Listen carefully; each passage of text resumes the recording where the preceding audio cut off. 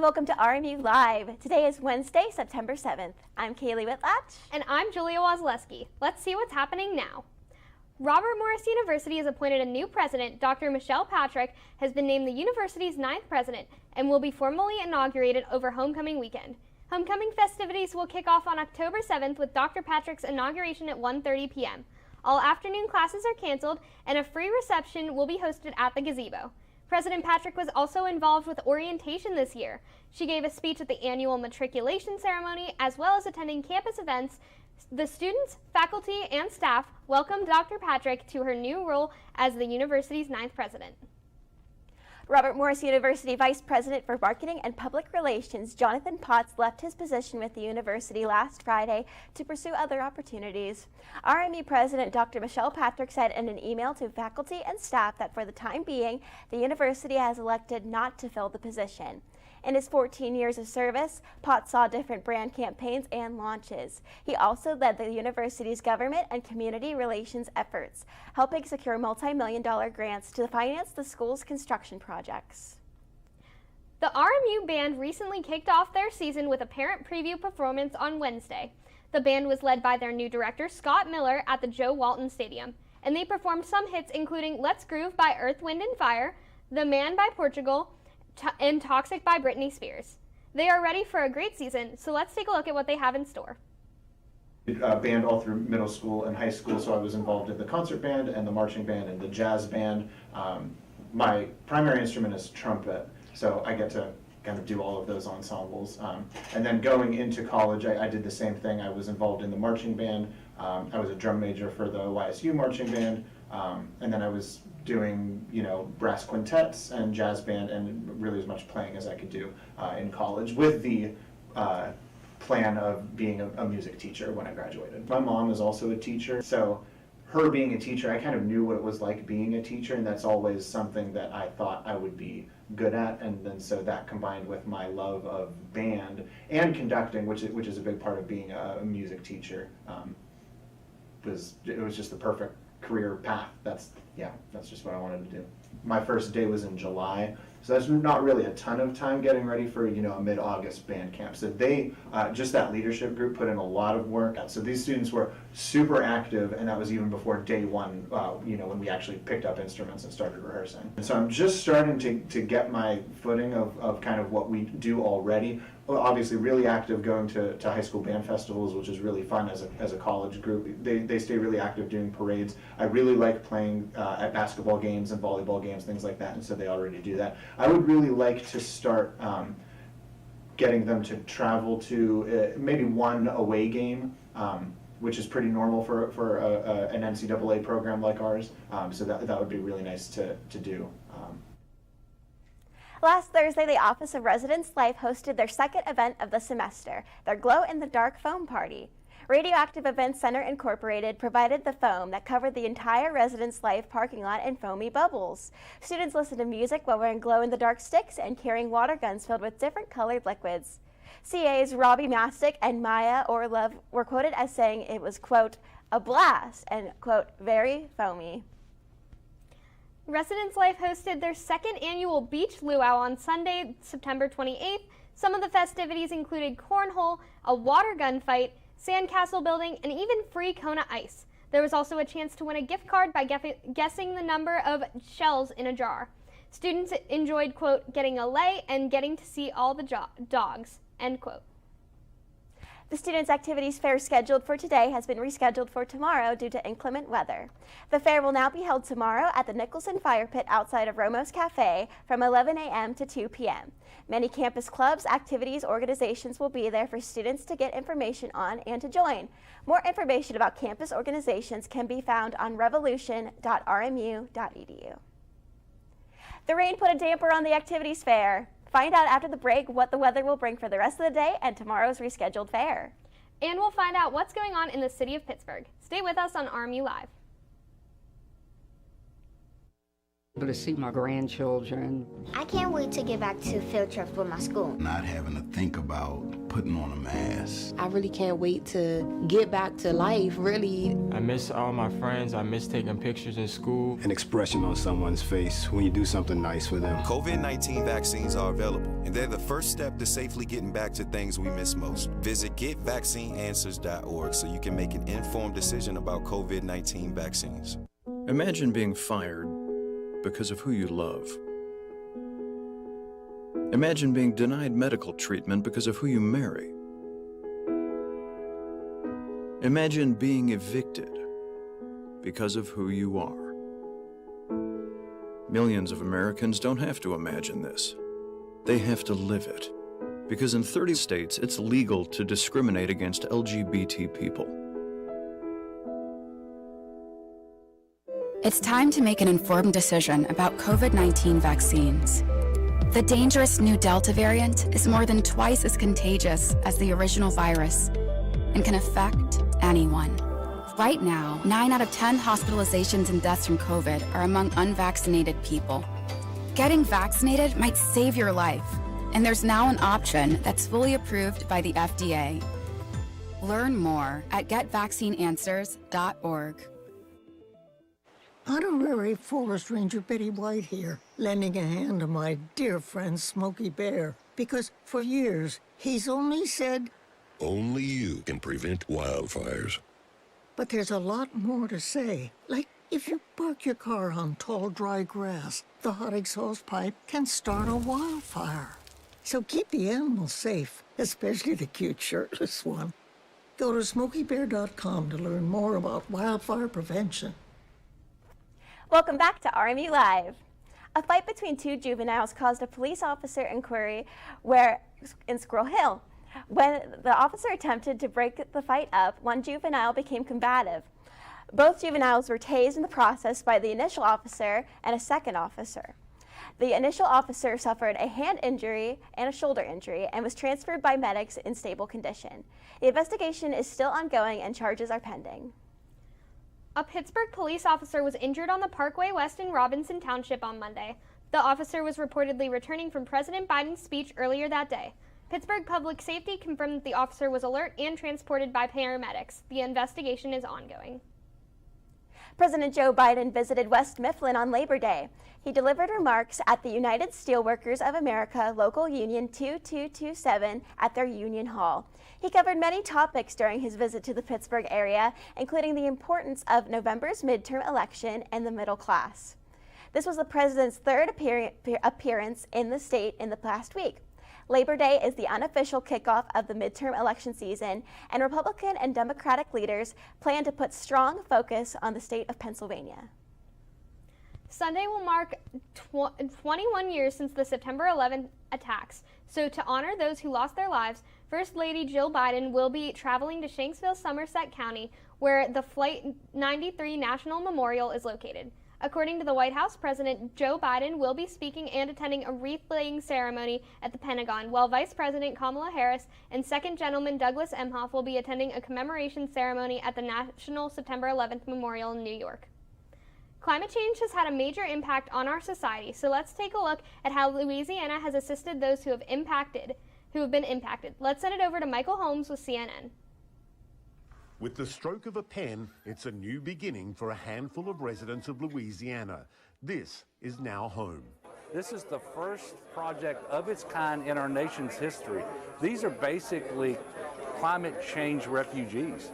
Less than 40 miles away, some 60 kilometres, is where they used to live, on the Ile de Jean-Charles, which is vanishing into the sea.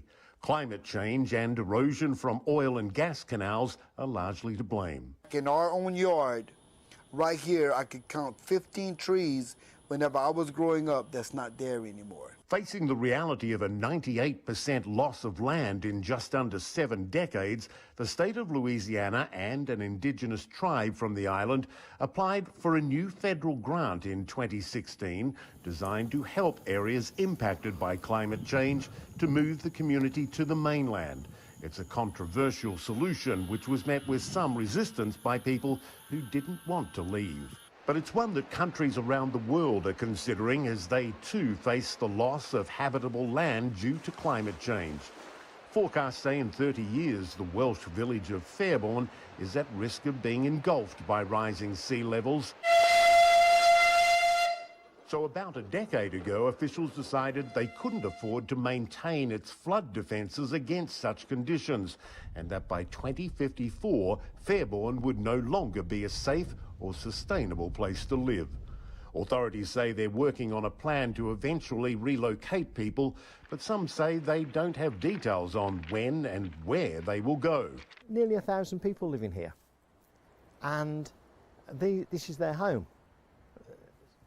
This is where they live. Some residents aren't giving up easily and are challenging the government to find other alternatives. But a recent report by the Royal Meteorological Society says that sea levels around the UK are on the rise, especially over the last 30 years, leaving coastal land in more danger from winds and waves and larger and more frequent storms.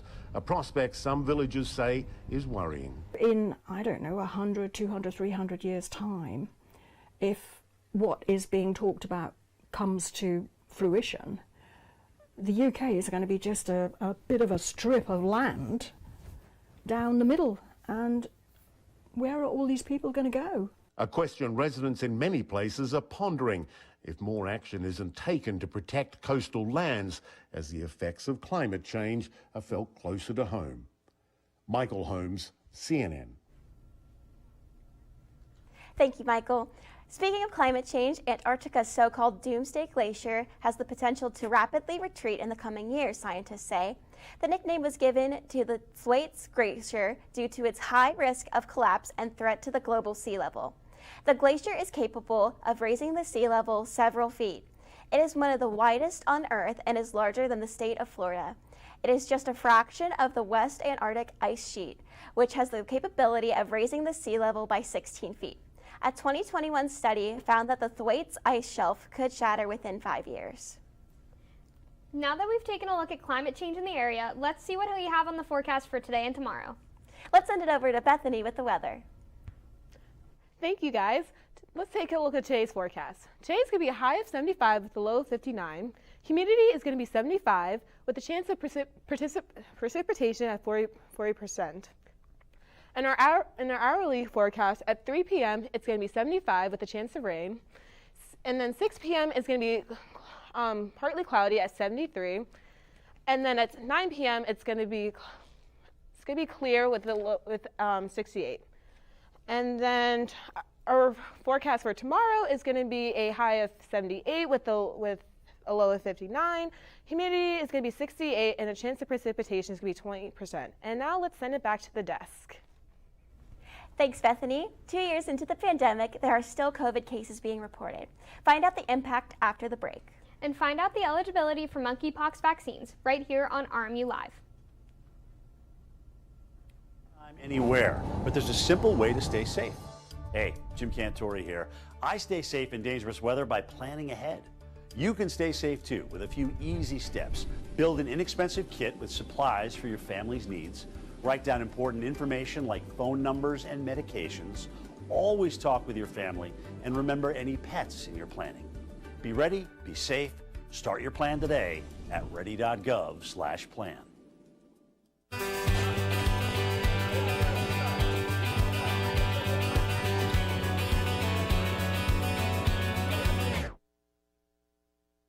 Volver a vivir esos momentos comienza con protegerlos contra el COVID-19 y sus peligrosas variantes nuevas. Obtén la información más reciente en detidepende.org o consulta con tu pediatra o proveedor de servicios. Hey, boss. Okay? Said I'm fine.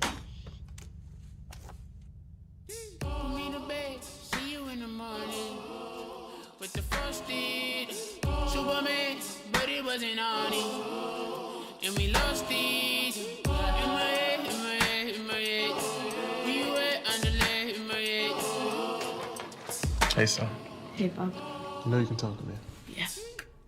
Welcome back to RMU Live. Let's take a look at the COVID numbers for the university. Since August 8, 2022, there have been 88 positive cases of COVID-19. Currently, there are 13 students and 2 employees in isolation. This includes both those in on-campus and off-campus housing.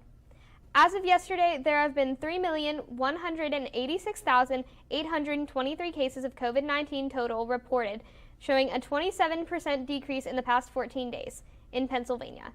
There have been an average of 1,625 people hospitalized per day and 164 in the ICU per day.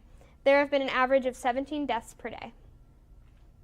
In the United States, according to the NBC News, the average daily COVID cases stand at just over 73,000.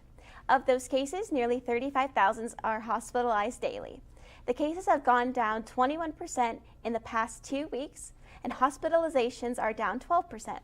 473 deaths are reported daily on average. The eligibility for the monkeypox vaccine is being expanded to include more people at higher risk of being infected. The Allegheny Health Department is including gay men and men who have had multiple or anonymous sexual partners, straight women, transgender, and non-binary people. The county department is continuing to work with the Pennsylvania Department of Health to continue to expand eligibility for the vaccine. Prostate cancer is the second leading cause of cancer death among American men, but most diagnosed with the disease don't die from it, according to the American Cancer Society. For some, surgery may be the answer, but traditional procedures can take a toll on patients. In honor of National Prostate Cancer Awareness Month, Mandy Gaither has more on a relatively new robotic surgery that a doctor says is leading to fewer side effects and reduced recovery time in his patients in today's Health Minute. In the U.S., about 1 in 8 men will be diagnosed with prostate cancer in his lifetime, according to the American Cancer Society. It grows very slow over many years, and most of the time it's totally silent till it's too late. Early detection offers more options to patients. One possible treatment is surgery. Traditionally, prostate cancer surgery had risks and the morbidity was significant. Those risks included blood loss, blood transfusions, and loss of quality of life. But a relatively new robotic procedure is helping to change that, according to Dr. Jihad Kayuk with Cleveland Clinic. The main goal is to regionalize the surgery to where the disease is. Kayuk says Cleveland Clinic has performed this surgery on more than 100 patients. A robot makes a single incision and goes directly into the bladder, bypassing the rest of the abdomen completely. That means fewer organs are disturbed. So that's why now patients enjoy much less pain, no narcotics needed, go home within few hours, typically within 4 hours after surgery. This type of treatment isn't for everyone. Kayuk says it fits best with patients who have a non-aggressive to moderately aggressive cancer and have a prostate that's not too enlarged. For Health Minute, I'm Mandy Gaither. Seafood fans may want to take a close look inside the fridge. Miami-based St. James Smokehouse announces a voluntary recall of its smoked salmon. The Food and Drug Administration says that the food may be tainted with listeria. That can cause serious and possibly fatal infections to children, elder adults, and people with weakened immune systems. The salmon in question was sold by distributors between February and June of this year. As of last week, no illnesses have been reported. More information is available on the FDA's website. With back-to-school season in full swing, students and parents alike can face stress and anxiety. Dr. Anthony Manarino, chair of Allegheny Health Network's Psychiatry and Behavioral Health Institute, offered words of advice to parents and their children to WPXI. One of the best things families can do is openly communicate, he said. Parents should offer reassurance to their children about the pandemic and school violence, that their students are safe. And parents should take time to themselves and practice self-care. Manarino also said not to be afraid to reach out for professional help if needed. A group of nursing home employees went on strike in Lancaster, Pennsylvania Friday. They work at several different nursing homes, all owned by Priority Healthcare. Their union is calling for better pay and benefits, including paid health care. The workers say Priority Healthcare hasn't been negotiating in good faith. They also say the company refused to provide information about staffing needs. The workers want to know how priority health care will meet staffing mandates required to qualify for new funding made available by the state. The union, SEIU Healthcare Pennsylvania, said negotiations ended at 1 a.m. Friday with no deal. Priority Healthcare hasn't responded to a request for comment. After the break, find out what's happening in the world of sports. And get a look at the rest of the week's weather. Stay with us on RMU Live. Every day, Millions of people are connecting and even though we're overcoming obstacles, watching each other's backs, and banding together. we should still make an effort. We should still make an to effort. get to know each other, On a deeper level. Father, cosplayer, Mentor. actor. it's time we take a step forward It's time we take a step forward, Come together. and discover how accepting our differences can make us stronger. Yeah! Sam, Elmo! Oh, hey, Julia. You ready to play band with us? I'm gonna play my clarinet. And Elmo's gonna play his drum. Drum loud. Oh, well, you know what to do, Julia. Julia knows. With Julia's autism, loud sounds can be too much. But she still loves to make music. Play band. Early screening for autism can make a lifetime of difference. Find out more at screenforautism.org.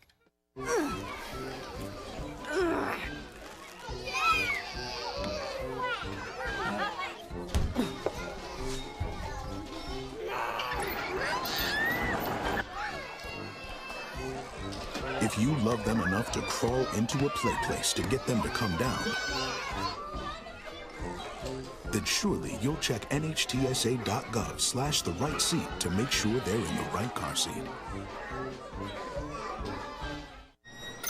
Can I get the now bar, please? $1. Have a good one. Got it. Hey, what's going on? Hey. Let me get a now bar. Sure. $1. Appreciate you. Got it.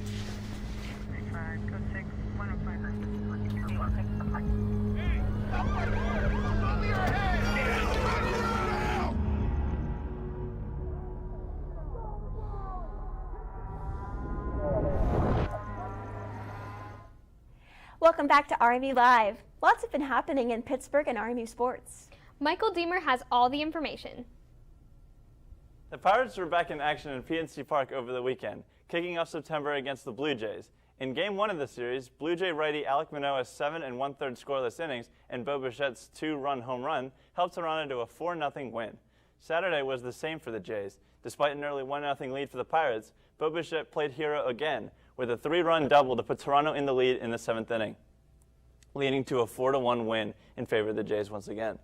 Sunday started with a 3-0 lead for the Blue Jays, but Josh Van Meter double in the 4th and an Oneil Cruz solo shot in the 5th tied it up. But Teoscar Hernandez's RBI single in the 7th took the lead for the Jays once again, good for a 3-game sweep for Toronto, extending their wild card lead to 4.5 games after Tuesday.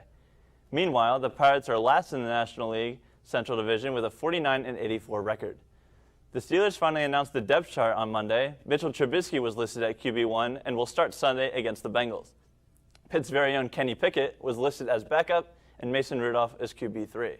In RMU sports, the football opened their season at the Joe on Saturday against Dayton. One of the biggest storylines going into the game was who was going to be the starting quarterback. Bernard Clark selected junior Anthony Chickett, and the Colonials led at the half 14-6, but Dayton scored 16 points in the third quarter to steal one out of Moon Township. They play Miami, Ohio on Saturday at 6 p.m. Women's soccer was at the North Athletic Complex on Sunday. The Hampton Pirates came into town for a non-conference matchup. The Colonials dominated throughout to win the game 7-1. 6 different Colonials scored on the team, as the team has now their best start in program history with a 3-0-2 record. Men's soccer had their game against Duquesne last Wednesday. The Dukes scored early to make it 1-0, but Logan Gailey tied it up later in the first half. But less than 2 minutes after the second half started, Duquesne took the lead once again. The Colonials could not find the back of the net, as 2-1 was the final score. The Colonials then traveled to Cincinnati to face Xavier on Sunday, as they failed to score one in the back of the net, and it was 3-0 in the Musketeers' favor. The volleyball team hosted the Chick-fil-A Robinson Classic at the UPMC Event Center after going 1-2 at the James Madison Invitational. The Colonials played 2 games on Friday. Game 1 against William & Mary, losing in 4 sets. However, later in the day, the Colonials bounced back against Canisius. The Griffins took the first set, but the Colonials won the next 3, winning the match. On Sunday against Duquesne, the Colonials went into the UPMC Cooper Fieldhouse Saturday and took the match in 5 sets, improving to a 3-3 record in 2022. Senior Alina Carmody and sophomore Ashley Wallen took the Labor Day Classic All-Tournament team. Well, that's all from sports. Let's head back to Kaylee and Julia at the desk. Thanks, Michael. For the 3rd time in team history, the Steelers will retire a jersey number. Franco Harris's number 32 will be retired during the Week 16 game against the Raiders at Acrisure Stadium. Harris will join Joe Green, number 75, and Ernie Stautner, number 70, as the only Steelers to have jerseys numbers retired. He is the first offensive player to have this honor. The game against the Raiders will be 50 years and 1 day after Harris's immaculate reception touchdown with 5 seconds left in the Steelers-Raiders playoff game in 1972.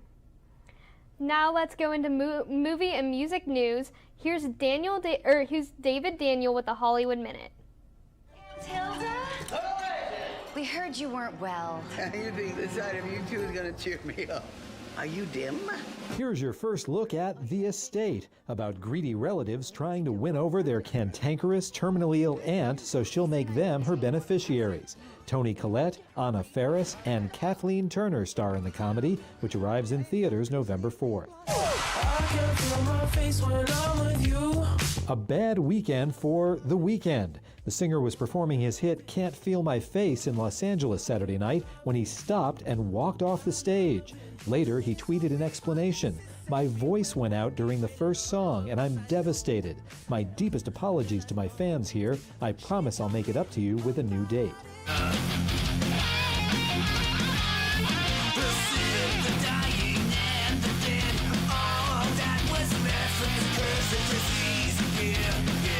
The Sick, the Dying, and the Dead is Megadeth's first new album in 6 years. In the interim, frontman Dave Mustaine says he was dealing with the pandemic and throat cancer. A lot of people thought that that was the end of Dave Mustaine. I know me a little better than most people do. The Sick, the Dying, and the Dead is out now. In Hollywood, I'm David Daniel. Now let's toss it over back to Bethany Naughton at our RMU Weather Desk. Bethany, what do you have for us this week? Thank you, guys. Just in case you did miss today's forecast, it is a high of 75 with a low of 49. Humidity is 75, and then chance of precipitation is still 40%. And weather for tomorrow is 78, with the low of 59. Humidity is 68, with the chance of precipitation is 20%.